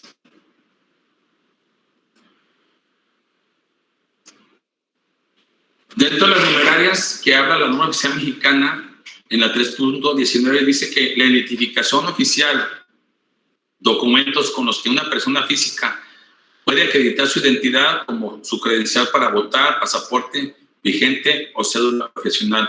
Y si es extranjera, pues con su pasaporte o su visa, ahí la van a registrar. Si es menor de edad, acuérdense, su tutor. En la numeraria 3.4, la atención prenatal es la serie de contactos, entrevistas o visitas programadas del embarazo, de la embarazada con el personal de salud, a efecto de vigilar la evolución del embarazo y obtener una adecuada preparación para el parto, el puerperio y el manejo de la persona recién nacida. La atención prenatal incluye la promoción e información sobre la evolución normal del embarazo y parto, así como sobre los síntomas de urgencia obstétrica, el derecho de la mujer a recibir atención digna, de calidad, con pertenencia cultural y respetuosa de su autonomía, además de elaborar un plan de seguridad para las mujeres que se identifican en el establecimiento para la atención médica resolutivo, donde deben recibir una atención inmediata, todas estas acciones se deben de registrar en el expediente clínico. Llega la primera consulta, hacemos la historia clínica, ya la checamos, le mandamos el examen de laboratorio, de gabinete, etcétera, pero sí es importante que les digan, sí, cuál es el hospital dentro de la metropolitana o del interior del estado, el hospital regional o el hospital que le corresponda en caso de una emergencia o urgencia obstétrica, y registrarlo como lo menciona aquí en el expediente, porque luego dicen, es que nunca me dijo el doctor, aunque le den la receta. Hoy me pasó una situación, tuve el fin de semana tuve una atención médica en un hospital privado que está por Lázaro Cárdenas, que era de ginecología. Fui, la atendí, según urgencia es ahorita, ¿no? Y emergencia rápido. La atendí que tenía un problema ginecológico, no tenía un problema ginecológico. Los médicos, con el respeto que se merecen, pero el tipo de médicos están contratando, no porque vengan de una universidad privada, van a hacer los plus ultra. Nada de propedéutica, nada de interrogatorio. Tenía una colitis y una gastritis, bueno, pues me gané el fin de semana un billetito ahí y le dije, la espero la semana que entra para su control y hacerle su expediente clínico para que tenga su reembolso. Ojo, la paciente, no, es que yo soy de México, estoy en la Ciudad de México, mándeme por favor mi informe médico, me urge para el reembolso. Señora, no se preocupe, tiene un año usted para recuperar su dinero que gastó en mi atención médica. No, pues, entonces, ¿qué no quiere que me paguen? No, sí quiero que le paguen, pero yo no le puedo hacer un informe médico oficial de una aseguradora cuando la desconozco, no tengo su expediente clínico. No, pues póngale, no, a ver, hay una ley y no la puedo romper o quebrantar. Háblele a su asesor médico y dígale, por favor, lo que le estoy diciendo, no la puedo atender hasta que no venga atención personalizada. Punto. Con permiso, buen día. Así es. Porque si no, en una demanda médica, pues el médico es él. Yo le puedo decir, a mí nunca me dijo dónde estaba la atención más cercana. Traigo sangrado, se me rompió la fuente, qué sé yo. Pues si estás en el interior del estado, estás en la región de los Altos, estás en el sur, estás en el occidente, dile, este es el hospital regional de esta jurisdicción, punto. Tenemos que aprender muchas cosas, ¿eh? En la 3.6, el certificado de nacimiento al formato único nacional establecido por la Secretaría de Salud, de expedición gratuita y obligatoria, con carácter individual e intransferible, que hace constar que el nacimiento de un nacido vivo y las circunstancias acompañadas del hecho. Eso es un carnet también de control de salud, como lo mencionaron ahorita, o lo mencionaron en el primer trimestre del embarazo, ¿ok? Y ahorita que ya autorizó el gobierno federal a embarazar a mujeres embarazadas sobre el COVID, aplicarse la vacuna. Sí, pero fíjense bien lo que dicen. No dicen las cosas bien. Sí, vénganse a vacunar todas, órale un montón. No, espérame, tienen que tener primero un control prenatal. Yo lo puse, si ustedes están en mi Facebook, si no, búsquenme Enrique Rosas o Clínica de Salud Femenina, y yo siempre pongo ahí a mis pacientes y a mis alumnos y amigos que tengo a nivel internacional, no se puede vacunar una paciente hasta que no se cheque temperatura, ¿sí? Frecuencia respiratoria, presión arterial, hidratación, o qué antecedentes tuvo ayer o antier o anteantier. Te vas a meter antígenos, que van a desencadenar anticuerpos. Va a haber una tormenta de citoquinas ahí leve, pero van a salir al quite. Entonces, las pacientes no se pueden vacunar contra el COVID. Así vengan, si pasen. Y así lo están haciendo. Hoy lo vi en la mañana en el noticiero de Televisa de México y en el también veo el de CNN en español, que es de Miami. También pasan noticias aquí de México, porque aquí dicen unas cosas y allá dicen otras. Y sí, ahí están todas las mujeres embarazadas, pues con la atención de la aplicación de la vacuna. Pues ahorita para nosotros los ginecobstetras y ustedes vamos a tener un nuevo semillero de investigación a ver cómo les va. Tengo yo el estudio correspondiente de España, de Italia y de otras partes de Europa. Yo pertenezco al Colegio de Medicina Interna también. Pues ellos me hacen favor de mandarme mucha información y ahí estamos nosotros. Yo les digo, sí se pueden vacunar, pero hay que valorarlas antes de. Entonces, ojo ahí. Las consultas prenatales, en la numeraria 5.2, punto 1.2, realizar el diagnóstico del embarazo por el método clínico de laboratorio, prueba inmunológica de embarazo en orina o en suero y ultrasonido. Con este fin, no se debe de emplear estudios radiológicos ionizantes ni prescribir medicamentos hormonales. Bueno, aquí está mal la numeraria. No la han modificado. Si el cuerpo lúteo en el primer trimestre del embarazo está pobre, o sea, no está desarrollándose bien, porque dentro de la ovulación ya lo vimos, que después de la ovulación viene lo que es el cuerpo lúteo, el cuerpo amarillo, que es lo que le va a dar vida a ese endometrio para que llegue ese nuevo embrión y se inserte ahí y se desarrolle ese nuevo ser que después pasa a feto. Entonces, si está muy hipotrófico ese desarrollo o muy pobre el desarrollo de ese cuerpo lúteo, pues sí tenemos que agregar progesterona. Entonces, en las demandas médicas yo les pongo todo esto, que ustedes, hay ciertas numerarias que no se han modificado y nosotros la pueden justificar en el expediente, sin poner la numeraria, más decir, paciente en ultrasonido y a nivel sistémico inmunológico en suero, está bajo los niveles de acuerdo de progesterona, motivo por el cual se le va a manejar vía oral o vía intravaginal progesterona. Lo pueden manejar de 100, 200 hasta 300 miligramos sin ningún problema desde el primer trimestre y el segundo trimestre, no hay problema, ¿sí? La siguiente numeraria, calcular la edad gestacional. Perdón, antes de pasar ahí. Entonces, esto es muy importante. Cuantificación, no cualitativo. Cualitativo les dice si es positivo o es negativo, hasta ahí.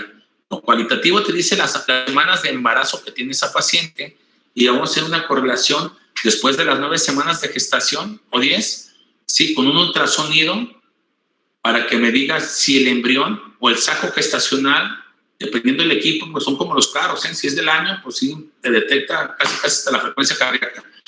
Entonces, te detecta bien el saco gestacional, que tiene un buen desarrollo con ese embrión, y si te notifican la frecuencia cardíaca, mucho mejor. Entonces ya le dice a la paciente, felicidades, el examen de laboratorio dice que está embarazada y su estudio de gabinete que no le causa ninguna radioactividad a su bebé, que es sonido, ultrasonido, pues dice que está bien y está vivo.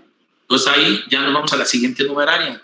Fecha probable de parto mediante el uso de los siguientes métodos. El de Wald-Nagel, que es el primer día de la fecha última de menstruación. O sea, porque luego les dice la paciente, o ustedes, oiga, pero pues no salió embarazada el primer día de su menstruación, no. Salió hasta el día, ya sabemos que el día 12, el día 16 de su ciclo normal salió embarazada. Entonces, esta es la fecha última de menstruación. Salió embarazada el día, su primera regla, su primer día de menstruación fue el 1 de mayo. ¿Sí? Más 7 días, de 7 a 10 días va a ser del día 7 al día 10 de mayo, no, menos 3 meses. Estamos hablando febrero, marzo, abril y mayo. Entonces, fecha probable de parto el 7 y el 10 de febrero. Son 40 semanas ahí. A partir del primer día de la fecha de menstruación, se contarán 280 días. Eso será la fecha probable de parto y en algunos casos, cuando hay dudas o se desconoce la fecha última de menstruación porque lo van a vivir ustedes, pues se hace el ultrasonido con la cuantificación de hormona gonadotropina colónica fracción beta y con esto ya tenemos más o menos una fecha o semanas gestacionales. Ya lo habíamos dicho, sí, que el mínimo de consultas son 5 y el máximo son 8. Claro, la paciente, las que sean necesarias, lo dice aquí la norma oficial mexicana, que tiene que tener control prenatal. Hay pacientes que en su vida se presentaron o durante la vida gestacional ya no más llegan a atención del parto. Mucho ojo con ese tipo de pacientes. Son pacientes de alto riesgo, ¿para qué? Para nosotros y para ellas. No sabemos si trae una enfermedad de transmisión sexual, si trae sífilis, trae gonorrea, trae HIV. Ay, maestro, usted está... No. Hace como 3 meses, no sé si les dije 2 meses, atendí a una paciente que nadie quería atender, que tenía sífilis. Nadie quería atender. ¿Sí? Pienso yo, ella traía ya un sangrado, un aborto en evolución, pienso que fue inducido, pero no le puedo demostrar lo contrario. A mí fue metido de consulta, sangrado transvaginal con una menorrea de 8 semanas, con un embarazo positivo de cuantificación y antecedentes sífilis. Primaria, temprana o tardía, era temprana. No hay problema. Más ponte tus protecciones.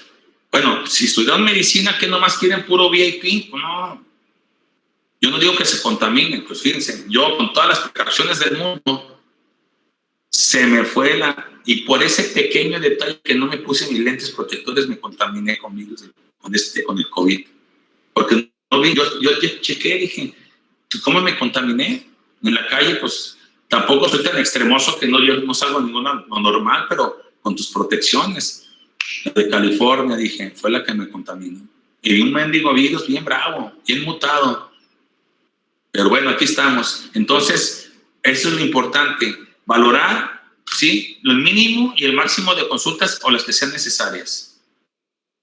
Me comentaba su compañera que vio alguna literatura, que lo vamos a ver más adelante. Sí, viene en un libro sajón que se manejan diferentes los trimestres, pero esto lo manejo de acuerdo al libro que edita los colegios de ginecología y obstetricia a nivel nacional de la Federación Mexicana de Ginecología, donde viene en la página 3, del libro 3, en la página 161, y menciona lo siguiente: nosotros normalmente manejamos los embarazos, ¿sí?, como lo mencioné anteriormente, 280 días aproximadamente, o semanas, son semanas solares. Entonces, pero lo clasifica así la Federación Mexicana para una amplificación psicológica y abstracta, ¿sí?, de los tiempos en qué trimestre va la paciente, y así nosotros visualizar y percibir rápidamente si es una etapa todavía embrionaria que está llegando a feto, o que es un feto de desarrollo desde el segundo trimestre hasta el tercer trimestre, pero en qué etapa,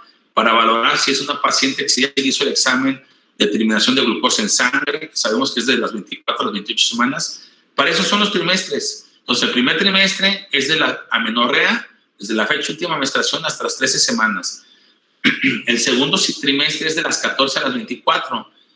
Y el tercer trimestre, es de las 25 a las 40 semanas. Ya me quiero ir a comer.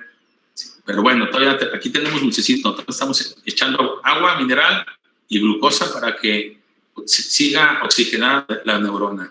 Ok, la primera consulta, en el transcurso de las primeras 12 semanas, ¿qué exámenes de laboratorio tenemos que realizar de acuerdo a lo que es la numeraria? Ahora, si ustedes me preguntan, oiga, maestro, ¿y para qué tanto lo de la norma? Pues el libro de Panduro y el de Williams y el de fulano y el de sultano, esos son auxiliares académicamente hablando. Nosotros nos tenemos que guiar por la norma oficial mexicana y por los libros latinos, sí, y más qué bueno que tenemos ahorita ya uno de la UDG y andamos ahorita en nosotros, pero tenemos que tener una información general, y más ahorita que cambió todo con lo de la pandemia, ya lo dijo su compañero, y se los digo, las latinas y las mexicanas están acostumbradas a comer ciertos regímenes alimenticios y tantas pastillas que son suplementos minerales. Entonces, tenemos que hacer biometría hemática, química sanguínea, examen general de orina, cuantificación de guanidina coriónica, fracción beta en suero, grupo IRH, el BDRL, ¿sí?, y el de HIV. El de ley es el BDR, ya están acostumbradas, pero HIV, si te dice la paciente, ¿qué piensa? ¿Que tengo SIDA o qué? Ahorita ya nos podemos llegar con lo de la pandemia, pero antes no, era más difícil. Es preventivo, por el bien de ustedes, su bebé. Y si no quiere, le ponen en el expediente clínico que no se realizó el examen de HIV, pero hay que realizárselo antes de que se atienda a la paciente, ¿sí? Y más si es de factor de riesgo, ahí le ponen. ¿Por qué? Porque los hospitales de gobierno, federales o estatales, el médico que está llevando el control prenatal no es el que le va a atender el parto o la cesárea, no es el mismo. Él tiene que conocer bien el historial clínico, qué es lo que se va a enfrentar con esa nueva paciente que va a atender. ¿Ok? Exámenes de gabinete pertinentes, evaluación clínica y evolución. Va a depender mucho, o sea, el ecosonograma es el de ley, ¿sí? Segundo trimestre y tercer trimestre, ya lo mencionamos ahorita con ustedes. Tolerancia de la glucosa, que son 75 gramos. Primero, la química sanguínea que se le va a hacer, la determinación de glucosa, tiene que tener mínimo 8 horas de ayuno, mínimo de 8 a 10 horas de ayuno, ¿sí? Llega al laboratorio, le voy a decir a la paciente, puede tomar más agua, pero antes de 8 horas, después ya no. Llega, le toman la de control y se me sienta. Porque si la mandan a caminar, se tomó ya la glucosa, ¿cuál es el ciclo de Krebs? Entonces va a haber cambios y me va a dar falsos positivos o falsos negativos. Tiene que estar centradita en la primera hora y la segunda hora, ya lo hablamos. De las 27 a las 28 semanas de gestación hay que realizar anticuerpos en pacientes RH negativos o no sensibles de COMS. 32 o 36 semanas de gestación tenemos que hacer un ecosonograma, ¿sí? Una miometría hemática, ¿sí? Un ecosonograma, un cultivo de región anal y en tercio inferior de vagina. Ojo aquí, casi nadie lo hace. El 80-90% ni en lo institucional ni en lo privado lo hace. Lo tenemos que hacer porque si hay una ruptura prematura de membranas, ¿sí? O hay otro problema infeccioso que no nos dimos cuenta, lo primero que yo pido como perito, pásame los estudios del laboratorio primero, segundo y tercer trimestre. ¿Dónde está el cultivo anal? ¿Cuál cultivo? No, ¿quién dijo? La norma. ¿Yo qué voy a saber? Es tu problema. Tú tienes que saber tu constitución, como mexicano que eres. Y eso no lo sabía yo porque cuando entré a medicina, ni en especialidad me lo dijeron. Y yo tenía que seguir la norma oficial mexicana. Yo lo supe cuando inicié el trabajo de hace 18 años como perito. ¿Por qué? Porque te dice, pues, ¿qué dice la norma? Norma, Pilar, Juana, Petra, ¿cuál? No, la norma oficial mexicana de salud. Hijo. Y cuando tomé el curso también nos dijeron ahí. Entonces, yo, excelentes maestros que tuve, pero ellos nunca nos inculcaron en las cuestiones médico-legales. Entonces, nosotros sí, y esto va a cambiar y está cambiando. Entonces, la norma dice que hay que hacer un cultivo de región anal en el tercio inferior de vagina y la evaluación de estreptococos y BDRL y HB, ¿ok? Dentro del control prenatal, las numerarias no se las van a mencionar más, perciban a ustedes para prevenir defectos de tubo neural, ya lo mencionaron, es importante prescribir 0.4 millones de ácido fólico, pero una cosa es lo que dice la norma y otra cosa es lo que vemos en medicina basada en evidencias. Y micronutrientes desde el periodo del primer trimestre, mínimo 3 meses previos a la primera consulta y durante todo el embarazo. Solicitar los siguientes exámenes de laboratorio: biometría hemática completa, grupo IRH, paciente RH negativo, COMS directo, glucosa en ayuno y a la hora poscarga 50 gramos. Son 75, ya cambió de 50. Necesitamos valorar bien el riñón, cómo está funcionando. Acuérdense que el 30% de la sangre se filtra en los riñones, ácido úrico y creatinina, urea y creatinina, ¿sí? Examen general de orina, se recomienda realizar prueba rápida con una tira reactiva en el consultorio. Y si sale ahí alguna alteración, pues mandar a hacerle un examen general de orina de todos modos y un urocultivo, ¿ok? Y su tratamiento antibacteriano. Seguimos con la primera consulta. En el transcurso de las primeras 12 semanas, laboratorios especiales, urocultivo, título de anticuerpos de rubiola, HIV, la colpocitología, con técnica de barrido o de citología en base líquida. Predicción del bienestar fetoplacentario, marcador cerebral alfa-fetoproteína, pues ya les presenté ahorita el culto natal. El culto natal está a sus órdenes y en lo particular y en institucional, pues que hagan los marcadores séricos alfa-fetoproteína, bioquímicos, estriol, ultrasonido. Aquí menciona la norma que a las 5 semanas se observa el saco viterino y la frecuencia cardíaca. Vuelve a lo mismo. Si tienen un equipo 2020, 2021, 2019, sí lo van a detectar. Entonces, el control ecográfico durante la gestación, edad gestacional, objetivos de 11 a 14 semanas. 1, confirmar la gestación intrauterina, su evolución, confirmar el número de fetos y 3, adaptación de la gestación, determinación de los marcadores aneuploides.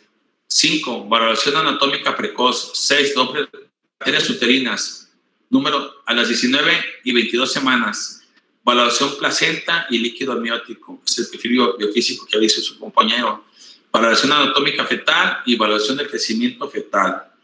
36 y 37 semanas, valoración estética fetal, valoración anatómica fetal, valoración placentaria y líquido amniótico y valoración del crecimiento fetal. Esto se lo puede ir cambiando y aparte la paciente en lo privado, yo quiero el de tercera, el de cuarta, quinta, sexta, hasta no hay problema. No hay ningún problema. Tengo una paciente que cada que viene a consulta trae un eco nuevo. No hay ningún problema, no le pasa nada al bebé. Mejor para mí, tengo un mejor control preventivo. Riesgo fetales y maternos, el tamiz, ya les mencioné. Bueno, yo lo manejo a partir de las 9-10 semanas de gestación, de la semana 11 a la 13, dice.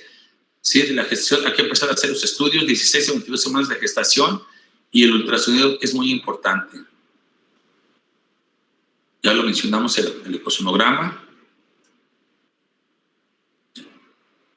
En la primera gestación, primer trimestre, segundo trimestre y tercer trimestre. El control prenatal, ya hablé sobre la cuestión de la propocitología. Y el control prenatal, el apéndice normativo de categorías de medicamentos según el riesgo fetal. Ya lo habíamos dicho, en la A, no existe riesgo del feto aprobado por uso en el embarazo, que son los suplementos, las polivitaminas, antibióticos, ampicilina, eritromicina, ¿sí? Penicilina cristalínica, benzatínica, etc. No existe evidencia en el riesgo de fetos humanos, existe la posibilidad de evidencia de toxicidad en animales, la B. Allí entrarían los aminoglucósidos, ¿sí? Si trae una infección de vías urinarias, si trae una pielonefritis o trae una diarrea que se contaminó con una bacteria y no para, le estamos hidratando ni nada, entonces tenemos que decirle que vamos a tener que utilizar algún tipo de antibióticos que no están contraindicados, pero tienen su cierta precaución para que lo lean. Ellos mismos se meten en internet, no se preocupen, y les van a decir, pero costo-beneficio, tanto de salud de la madre y del feto, pero acuérdense bien, siempre primero es la madre. Si no tiene buena salud la madre, pues no va a tener buena salud tampoco el feto. C, el riesgo sobre el feto en humanos es desconocido. Existe evidencia definitiva de toxicidad fetal en animales. Doxiciclina, ahí entra la doxiciclina, porque no podemos dar tetraciclinas. Entonces la doxiciclina es un medicamento que lo podemos clasificar entre B y C. Sí, existe evidencia del daño sobre el feto, pero puede utilizarse en caso que se justifique su beneficio y no exista otra alternativa. Los anticonfímicos, como sobre la tuberculosis, la rifampicina, pueden entrar entre la C y la D. Sí, y la X, esa sí, yendo a bailar a Chapman, se la pueden dar. Está contraindicado su uso durante el embarazo. Ya lo mencionaban sus compañeros, ¿sí? Control prenatal, esto lo maneja el libro de medicina interna de Licher y obstetricia, que dice que el primer trimestre la ganancia mínima es la mínima, 500 gramos por semana. Segundo y tercer trimestre es de 400 gramos por semana baja, y ganancia de peso total durante todo el embarazo es de 11 kilos a 12 kilos y medio. Más, ya vamos a tener un problema ya de sobrepeso. Ya lo había mencionado su compañera, manejó 80,000, pues no nos vamos a pelearse por 5,000. 75,000 kilocalorías durante todo el embarazo, 200 kilocalorías sobre día. Ojo, actividad, la alimentación, lógicamente. La alimentación es la que tenemos que tener un buen control, suplementación, ¿sí? Tanto de minerales como de nutrientes, de vitaminas, el ejercicio. El ejercicio es muy importante, ¿por qué? Tenemos que preparar a esta niña, para la actividad del trabajo de parto, si va a ser vía vaginal, aunque sea vía abdominal, pero para que tenga los músculos y no tenga unos músculos hipotróficos y después tengan que tener problemas de herniación, ¿ok?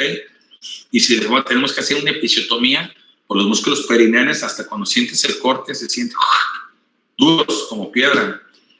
La gestación al término, normalmente ya lo dijimos, entre 9 máximo 12 kilos.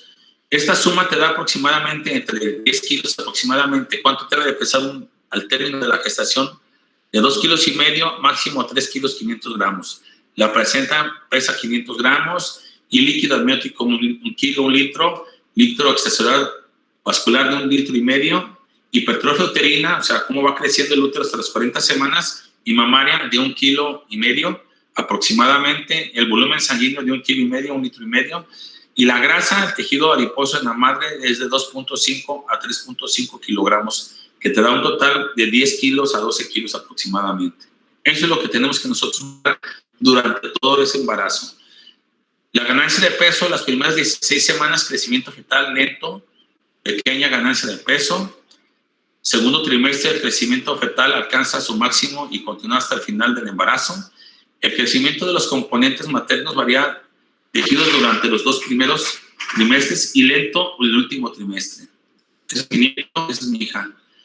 Volumen intravascular materno alcanza el inicio del 3er trimestre y aumentando hasta el final del embarazo. El depósito de grasa materna subcutánea constituye el componente de la ganancia de peso. Si ustedes me preguntan, ¿usted checa a sus hijas? Claro. Si ellas quieren, con mucho gusto yo las atiendo. A mis hijas, tengo 3 hijas, tengo 2 ya que atendí y mis sobrinas, nietas. También ya voy sobre mis sobrinas y ya tengo una sobrina nieta que ya acabo de embarazar. Metabolismo de los carbohidratos, proteína 925 gramos de 30 a 40 semanas de gestación. Tiene que tener, yo lo dijeron el compañero al principio, la cantidad de proteínas que ingeste durante todo el embarazo. La grasa, ya lo dijimos, 3.825 kilogramos de 30 a 40 semanas de gestación. Los minerales, ya lo dijo su compañero específicamente, calcio, hierro, ácido fólico, zinc, cobre, cromo, yodo, magnesio, también la vitamina A, la vitamina D, la vitamina E, la vitamina K. La próxima clase se les va a dar las dosificaciones aproximadamente de acuerdo al peso de talla. Y la citología cérvico-vaginal es muy importante, el barrido o la citología en base líquida, que ya lo hemos platicado. El control prenatal es muy importante, ¿sí?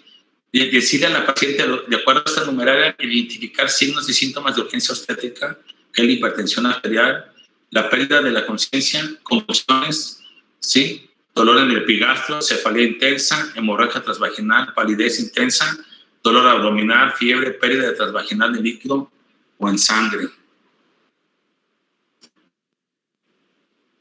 Y en la norma oficial, esto es muy importante, la norma 5.1.11.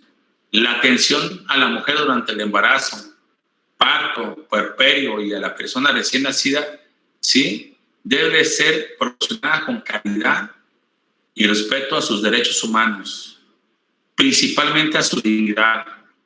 Cultura, facilitando en la medida de lo posible el apoyo psicológico durante su evolución. ¿Qué quiere decir esto? De acuerdo a la norma oficial mexicana en el control prenatal y la atención del parto, si la paciente no quiere algunas cosas en la cuestión de exploración física y propedéutica, pues no. Pero aquí está la táctica y la pericia de ustedes como médicas y como médicos. La primera consulta para nosotros los médicos de cualquier paciente y más de las embarazadas y más si no son embarazos deseados, es la manera como te comuniques con la paciente. Y si tú le creas esa confianza y ese respeto desde la primera consulta, ahora sí, como decía la película de Cara Cortada, el mundo es tuyo, la paciente es tuya en el buen sentido de la palabra para llevar a cabo el interrogatorio y la exploración física. Bajo estas numerarias. Y yo he tenido muchos problemas con los abogados cuando hay demandas médicas, porque dicen que me estoy metiendo en la Constitución y que no soy abogado y que no soy perito, etc. Soy perito en derechos humanos, pero les digo, no, pues esta es una numeraria de la Ley General de Salud, que es una ramificación de la norma oficial mexicana 07. Y si la numeraria dice, la tienes que aplicar. Y la tienes que aplicar tú, el agente del Ministerio Público y el juez. Porque tengo derecho a mencionarla como perito médico. Ojo ahí. Entonces, si la paciente dice, no me tocas en el trabajo de parto, no la tocas, ¿sí? ¿Cómo le voy a hacer, maestro? Tu pericia, esto me les voy a brincar, esto ya lo vimos. Tu pericia aquí, por eso digo, en el pedir está en el dar, en todo, ¿eh? Entonces, hay que hablar con la paciente, hay que ganarla, hay que respetar su dignidad, hay que respetar su pudor y podemos atenderla de acuerdo a lo que dice la norma oficial mexicana. Esto ya lo vimos, ¿ok? Ok, la placenta, la importancia de la placenta, ¿sí? Enfermedades fetales placentarias, el corion, el amnios, el saco vitelino, ¿sí? Y la anatoides. En el primer trimestre del embarazo es lo que vamos a valorar primero con el ultrasonido. 3 capas germinativas tiene la placenta, ¿sí? En la 3ª semana de gestación, estamos viendo ahí la cavidad amniótica, el endodermo, el ectodermo, el mesodermo, el saco vitelino, el celoma, todo. Esto es la parte fundamental y el quiste que nosotros, exolémico, así fue como nos formamos. A veces no le toman importancia, pues por eso no podemos hablar de un desarrollo de un embarazo mientras no esté evaluada la frecuencia cardíaca fetal. Simplemente es un embrión todavía, y bueno, yo les digo a mis pacientes y más las de fertilidad, espérenme, aguántenme hasta que normalmente la 5ª semana, sí, ya está la frecuencia cardíaca, pero los equipos no la detectan esa semana todavía. Entonces, número 1, línea primitiva del mesodermo intraembrionario 2 semanas. Segunda, capa germinativa del ectodermo embrionario. Tercera, capa germinativa del mesodermo intraembrionario a los 16 días, mesodermo embrionario sobre ámbitos y saco vitelino. Si el reporte del médico ginecobstetra que tiene la capacidad de ultrasonido o el radiólogo te marca que todo está simétrico, hasta ahí vamos bien. ¿Sí? Las vellosidades de la madre va creciendo poco a poquito. Acuérdense que la primera placenta, el que le da nutrición a ese embrión es el cuerpo lúteo, ¿sí? O el cuerpo amarillo, como mencionan los médicos antiguos. Entonces, las vellosidades primarias, segundas y terceras, ya lo dijimos aquí. Las vellosidades troncales primarias, vellosidades troncales secundarias, vellosidades intermedias, vellosidades terminales, los vasos capilares, los macrófagos y fibroblastos. Todo esto es muy importante.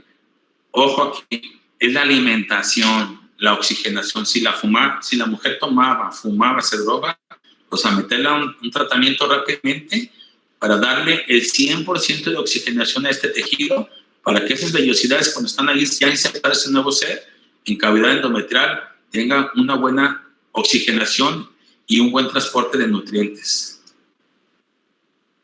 ¿Sí? Tercera semana, el embrión madre. Estamos viendo aquí cómo está desarrollando ese embrión. Y la placenta, ya vemos la cara anterior y la cara posterior. Con el desarrollo del embarazo ya, esta placenta, al término, tenemos que valorar perfectamente los números de cotiledones que tiene que tener en el momento del nombramiento placentario y la relación, ¿sí?, de arterias y venas que tiene el embrión para poderse alimentar. Placenta del griego, torta ovalada de 15 a 20 centímetros y de gruesor es de 2 a 3 centímetros. Al final tiene un peso aproximadamente de 500 a 600 gramos.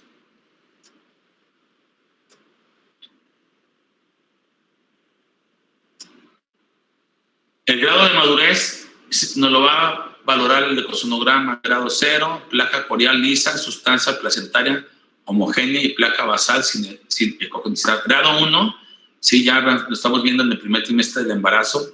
Placa corial presenta ligeras ondulaciones, pequeñas ecocondicionales lineales con eje mayor paralelo de la placa corial y placa basal sin modificaciones.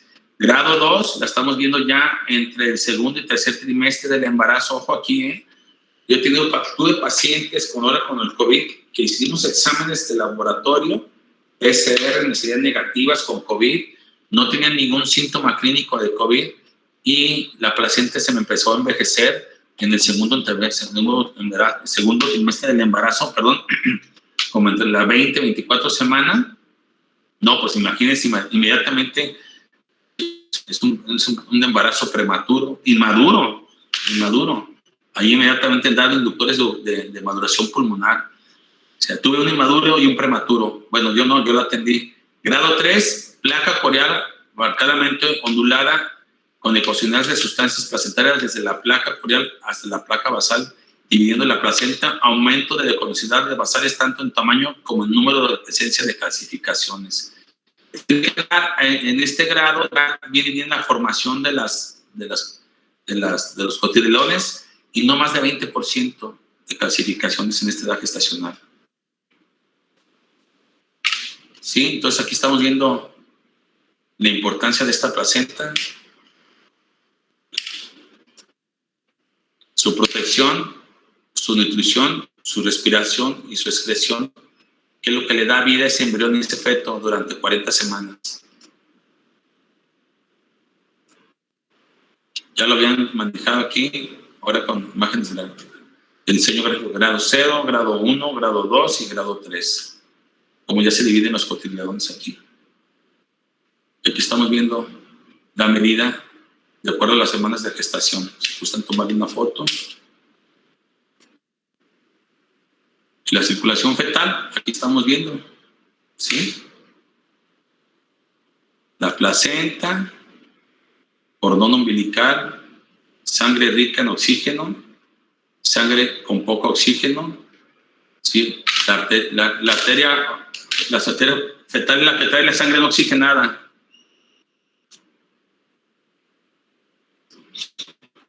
Y está la estructura y el tamaño de la placenta. Cara anterior, cara posterior. Tiene forma de escolio, mide entre 15 a 20 centímetros, 3 centímetros de grosor, entre medio kilo a 600 gramos. El lado materno, o sea, que está pegado a la cavidad uterina, es el lado de la cavidad uterina. El lado materno se reconoce de 15 a 20 áreas ovulares de cotiledones. La superficie fetal es esta cara de los amnios. Diversas arterias, venas y vasos coriónicos convergen hacia la cavidad del cordón umbilical.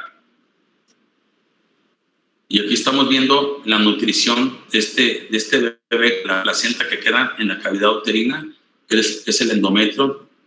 En la fase progestacional, cuando vemos que el embrión ahí se inserta, pues ahí se va, de ahí viene todo ya el intercambio de todos los nutrientes que tiene. El cordón umbilical tiene mide aproximadamente un diámetro de 1 a 2 centímetros, de 50 a 50 centímetros de longitud.